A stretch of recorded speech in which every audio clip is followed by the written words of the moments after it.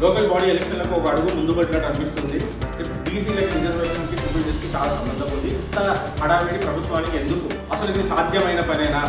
Court రేపు సెలవు అనగా ఈ రోజే ఆ జీవో అంతా హడావిడిగా ఈ కేసుని టేకప్ చేయడం జరిగింది. ఇది జనాలకి లాభం చేకూరుతుందా, లేదంటే లేదు మేము ఏదో చేస్తున్నామని ఆతృత పడుతున్నట్టు బయటికి చూపెడుతుంది. మీ అందరికీ ప్రశ్నించే తత్వం రావాలి. రెడ్డిస్ జాగృతి ఈ పాయింట్ గుర్తుపెట్టుకొని బీసీలకి ఇవ్వాలనుకుంటున్న గిఫ్టా, లేదంటే ఇస్తామని అనుకుంటున్నట్టు నటిస్తున్నారు.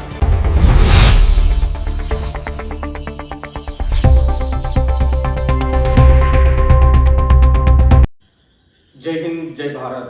వెల్కమ్ టు యువశక్తి గర్జన. నేను మీ అరుణ్ రామ్జా. లోకల్ బాడీ ఎలక్షన్లకు ఒక అడుగు ముందు పడినట్టు అనిపిస్తుంది.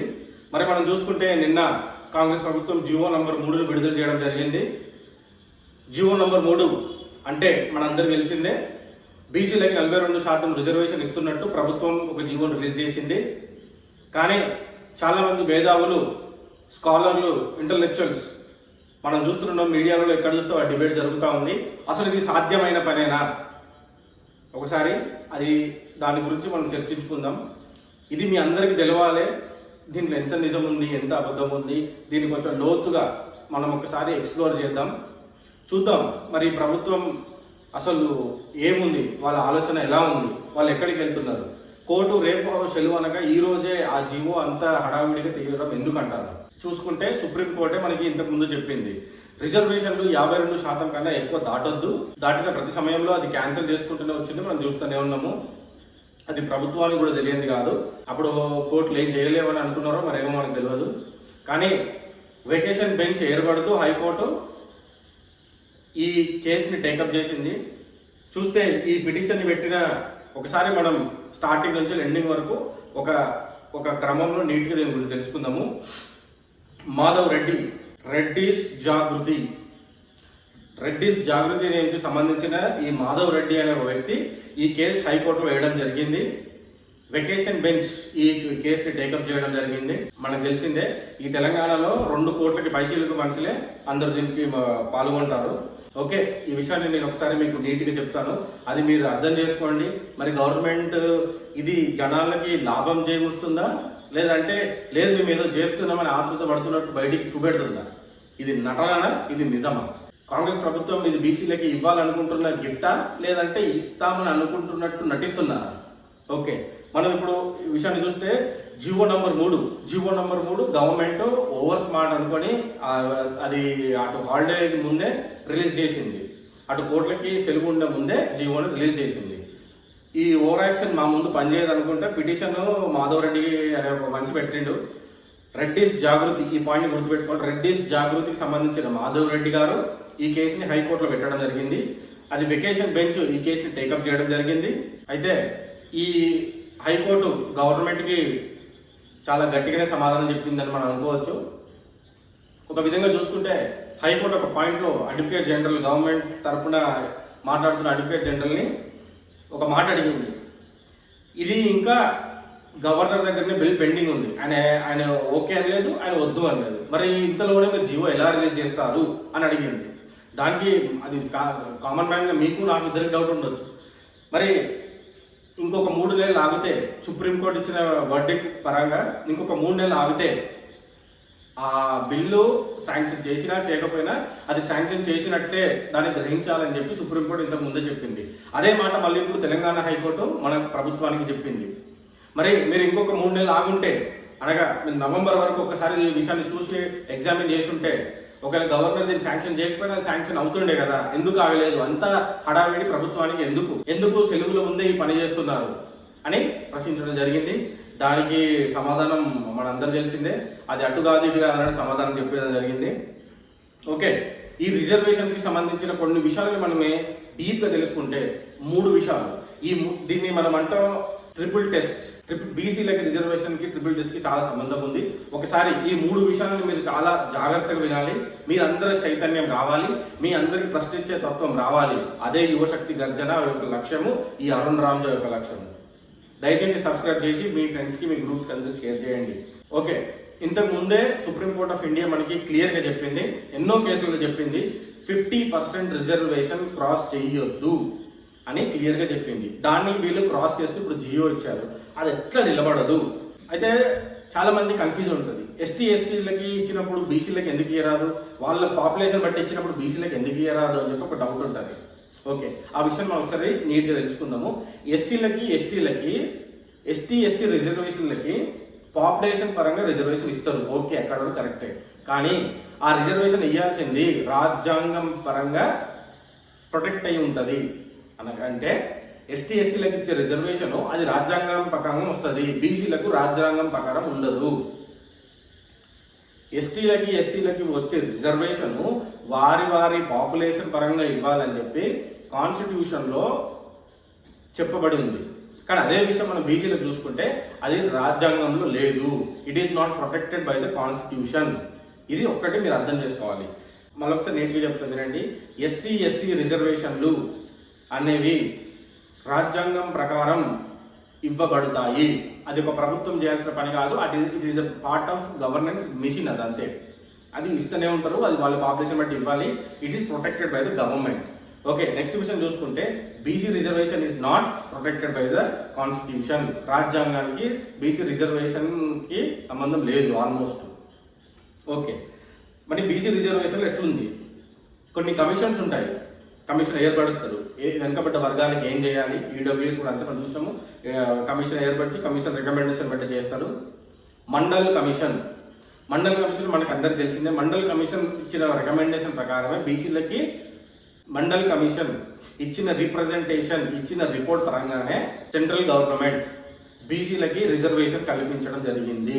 ఇది కూడా గవర్నమెంట్ సాటిస్ఫై చేయలేదు, అంటే దీన్ని కూడా వాళ్ళు పాటించలేదు.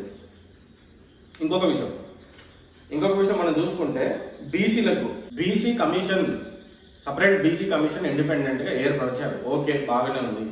మరి సోషో ఎకనామిక్ క్యాస్ట్ సెన్సెక్స్ అనేది ఎందుకు పెట్టారు? అసలు బీసీ కమిషన్ అనేది ఉండగా సోషో ఎకనామిక్ క్యాస్ట్ సెన్సెక్స్ అని ఒకటి ఎందుకు పెట్టి దానివల్ల ఎందుకు చేపించారు మీరు క్యాస్ట్ సెన్సెక్స్? ఇది అందరూ ప్రశ్నిస్తున్న విషయమే. బీసీ కమిషన్ ఉన్నప్పుడు బీసీ కమిషన్ ద్వారా బీసీ మేధావులని, అంటే ఒక ఇంటలెక్చువల్ ఫారంని క్రియేట్ చేసి బీసీలో ఆ బీసీ కమిషన్తో పాటు బీసీ ఇంటలెక్చువల్స్ని కలుపుకొని ఈ క్యాస్ట్ సెన్సెక్స్ ఏదైతే ఉందో దాన్ని చేసి ఉంటే ఇది చాలా బాగుండేది, చాలా సక్సెస్ అయ్యేది, చాలా మంది చేశారు. మనం చూసాం ఇంతకుముందు బీసీల కోసం పోరాడుతున్న తీర్మాన్ మల్లన్న గారు కూడా ఈ క్యాస్ట్ సెన్సెక్స్ ని చించి పడేసిండు. లైవ్ లోనే మనం అందరం చూస్తాము. టోటల్ 52% బీసీలు ఉన్నారు, దాంట్లో 10% మైనారిటీస్, మిగతా 42% బీసీలు. ఆ 42% రిజర్వేషన్ ఇవ్వాలని చెప్పి వీళ్ళు మాట్లాడుతున్నారు. ఓకే, ఇంకొక విషయం, ఇప్పుడు ఇది బీసీ కమిషన్ ఉన్నప్పుడు బీసీ కమిషన్ తోని వీళ్ళు క్యాస్ట్ సెన్సెక్స్ చేపించకుండా ప్లానింగ్ డిపార్ట్మెంట్ తోని క్యాస్ట్ సెన్సెక్స్ చేపించి అది సోషో ఎకనామిక్ క్యాస్ట్ సెన్సెక్స్ కిందకి దాన్ని తీసుకొచ్చారు. ఓకే, అదే అప్పుడు తెలియదా ప్రభుత్వానికి? అప్పుడు తెలియదా ప్రభుత్వంలో ఉన్న ఆఫీసర్లకి? తెలుసు. ఆయన ఎందుకు చేశారు అది మీ ఒపీనియన్ మీరు వదిలేస్తున్నాను, వేరే విషయం. మరి ఇంకొక విషయం, ఈ బీసీలు మెజారిటీగా ఉన్న బీసీల కోసము ప్రభుత్వం ఇంకొక విషయం ఏం చేయలేదంటే వాళ్ళు మాట్లాడలేదు. రాజకీయ పరంగా సర్పంచులు లేరు, ఎదగలేకపోతున్నారు. రాజకీయ పరంగా ఎంపీటీసీలు, జెడ్పీటీసీలు, జెడ్పీ చైర్మన్లు, కార్పొరేటర్లు, కౌన్సిలర్లు వాళ్ళు అందుకోలేకపోతున్నారు అని ప్రభుత్వం మాట్లాడలేదు, అని ప్రభుత్వం ప్రూవ్ చేయలేకపోయింది. ప్రూవ్ చేసి ఉంటే ఈ రిజర్వేషన్కి ఒక దారి ఏర్పడేది. ఒక కేటగిరీ ఆఫ్ పీపుల్, పలానా లంబాడా, పలానా కోయ్య, పలానా ఇంకేదన్నా సరే కానివ్వండి, వాళ్ళు వెనుకబడి ఉన్నారని తెలిస్తే ప్రభుత్వం ఆటోమేటిక్గా దాని నుంచి ఆలోచిస్తే దాని నుంచి మాట్లాడాలి. అప్పుడు సుప్రీం కోర్టు కాదు కదా, మన సెంట్రల్ గవర్నమెంట్ కూడా దాని గురించి ఆలోచిస్తుంది. ఈ విషయంలో మన గవర్నమెంట్ ఆ పని చేయలేదు. మన అసెంబ్లీలో ఏదన్నా ఒక కమిషన్ రిపోర్ట్ కానీ ఇంకేదన్నా వస్తే అది మనం అసెంబ్లీలో పెట్టి చర్చిస్తాము, అది అందరికీ తెలిసిన విషయమే. ఓకే, ఈ బీసీ కమిషన్ ఇచ్చిన రిపోర్ట్ని ఎందుకు అసెంబ్లీలో పెట్టలేదు, ఎందుకు చర్చించలేదు, ఎందుకు అది పబ్లిక్ డొమైన్లో లేదు? ఒకసారి మీరు అందరూ ఆలోచించాలి. మరి ఎందుకు వీళ్ళు పెట్టిన కమిషన్ ఏం చెప్పింది? మరి ఈ డెడికేటెడ్ బీసీ కమిషన్ కాంగ్రెస్ ప్రభుత్వం పెట్టింది, వాళ్ళు బీసీలకి రిజర్వేషన్ పెట్టొద్దు అని చెప్పిందా? లేదంటే మీరు చెప్పిన లెక్క 42% ఏదైతే ఉందో అది తప్పని చెప్పిందా? మరి అది ఏదో తప్పే ఉండాలి కదా, అందుకే కదా అది అసెంబ్లీలో లేదు, పబ్లిక్ డొమైన్లో లేదు ఈరోజు. అదొక విషయం, అది మనం గుర్తుపెట్టుకోవాలి. ఈ సోషో ఎకనామిక్స్ క్యాస్ట్ సెన్సెక్స్ అంటే ప్లానింగ్ డిపార్ట్మెంట్ ఏదైతే చేసిందో బీసీ వాళ్ళ పాపులేషన్ గురించి, ఎక్కడన్నా మనం చూసుకుంటే ఈ కాలనీలో ఇన్ని ఇల్లులు ఉన్నాయి, ఆ ఇన్ని ఇల్లుల్లో ఇంతమంది జనాలు ఉన్నారు, ఇంటింటికి ఇంత ఉన్నారు, ఇంతమంది ఆడవాళ్ళు ఉన్నారు, ఇంతమంది మొగోళ్ళు ఉన్నారని చెప్పి మనం లెక్కలు చేసుకుంటాము. ప్రభుత్వానికి ఇంత నాలెడ్జ్ కూడా లేదా? మరి socio economic for caste Sensex అని ఏర్పరిచిన ఈ ప్లానింగ్ డిపార్ట్మెంట్ నుంచి చేసిన క్యాస్ట్ సెన్సెక్స్ తెలంగాణలో 52% బీసీలు ఉన్నారు, దాంట్లో 42% జనరల్ బీసీలు, మిగతా 10% మైనారిటీ బీసీలు అని చెప్పేసింది డైరెక్ట్గా. అట్లా కుదురుతుందా అండి? ఏ జిల్లాలో ఎంతమంది బీసీలు ఉన్నారని చెప్పలేరా? మీరు ఇంటింటికి వెళ్ళి లెక్క పెట్టినప్పుడు, ఆ ఇంటింటికి వెళ్ళి మీరు లెక్క పెట్టినప్పుడు ఈ ఒక్క విషయం మీరు తెలుసుకోలేరా?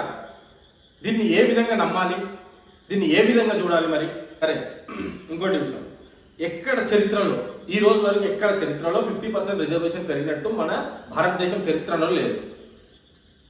కొన్ని రాష్ట్రాలు ఉన్నాయి. 1992 స్పెషల్ ప్రొవిజన్ 9th షెడ్యూల్లో కలిసిన కొన్ని రాష్ట్రాలు ఉన్నాయి. అది 9th షెడ్యూల్లో కలిపినప్పుడు మనం కలపలేదు కదా. ఆ 9th షెడ్యూల్లో కలిసి ఉన్న కొన్ని రాష్ట్రాల పేరు మనం చూసుకుంటే తమిళనాడు, కేరళ, కర్ణాటక ఈ రాష్ట్రాలు ఉన్నాయి. మన సీఎం రేవంత్ రెడ్డి గారు తమిళనాడు వెళ్ళినప్పుడు అక్కడ చెప్పారు, ఏమని చెప్పారు?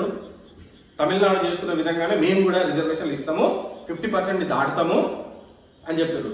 మరి సీఎం గారికి ఈ విషయం తెలీదా? సీఎం రేవంత్ రెడ్డి గారికి ఈ విషయం తెలీదా అని నేను ప్రశ్నిస్తున్నా. ఈరోజు 9th షెడ్యూల్లో ఉన్న తమిళనాడుకి 9th షెడ్యూల్ లేని తెలంగాణకి తేడా లేదా? మీకు ఆ విషయం తెలీదా? బీసీ బిడ్డల ఫ్యూచర్తోనే ఆడుకోవడానికి ఈ విషయము. మరి దీనికి సమాధానం చెప్పాలి. ఓకే, ఇవన్నీ విషయాలు చూసుకున్నట్లయితే ఇది నా ఒపీనియన్. మీ ఒపీనియన్ చెప్పండి, కామెంట్ రూపంలో చెప్పండి. యువశక్తి గర్జన అరుణ్ రామ్జయ ఇన్స్టాగ్రామ్ ఛానల్కి రండి, అక్కడ మాట్లాడండి, అక్కడ డిబేట్ పెట్టండి. మనకి వాట్సాప్ గ్రూప్ కూడా ఉంది, జాయిన్ కండి. మీ సమస్యలన్నీ చర్చించండి, మీ సమస్యలన్నీ మాతో మాట్లాడండి. మేము ఉన్నాము, మేము వస్తాము, మేము కంపల్సరీ మీతో మాట్లాడతాము. గుర్తుపెట్టుకోండి, మీ గొంతే మా గర్జన. ఇప్పటికైతే సర్పంచ్ ఎలక్షన్లో ప్రభుత్వం ఇవాళ రేపు నోటిఫికేషన్ రిలీజ్ చేసినట్లుంది. మరి అది కార్యాచరణ ఉంటుందో ఉండదో మనకు తెలియదు. నెక్స్ట్ అది కోర్టు మరి ఏం చెప్తుందో, ఎందుకంటే చరిత్రలో ఇప్పటివరకు అయితే ఇది పాస్ అయినట్టు లేదు. ఇక్కడ కూడా అవుతుందనే హోప్ అయితే ఏ మేధావులకి లేదు. ప్రభుత్వం బీసీ బిడ్డలతోనే ఆడుకున్న ఆటే ఇది. ఎందుకంటే ఒకళ్ళు తప్పు చెప్పొచ్చు, రెండు తప్పు చెప్పొచ్చు, కానీ బీసీలే దీన్ని వ్యతిరేకిస్తున్నారు.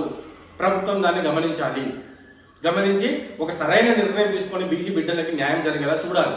మీరు అడగాలంటే సెంట్రల్ గవర్నమెంట్ 9th షెడ్యూల్లో కలపండి తెలంగాణని అడగండి, అప్పుడు కదా బీసీ బిడ్డలకి న్యాయం జరిగేది. వీటి వల్ల జరగదు అని చెప్పి అది కాంగ్రెస్ ప్రభుత్వానికి తెలుసు, మన రేవంత్ రెడ్డి గారికి తెలుసు, యావత్ తెలంగాణలో ఉన్న ప్రతి బిడ్డకి తెలిసే విషయం. 2 స్టేజ్ ఎలక్షన్స్ అని చెప్పి ఎలక్షన్ కమిషన్ ఆఫ్ తెలంగాణ చెప్పింది. కానీ దానికి మాత్రం మన గవర్నమెంట్ అండ్ డిస్ట్రిక్ట్ కలెక్టర్స్ అందరూ ఒక మాట, 3 స్టేజ్లు పెట్టాలని నిర్ణయించారు.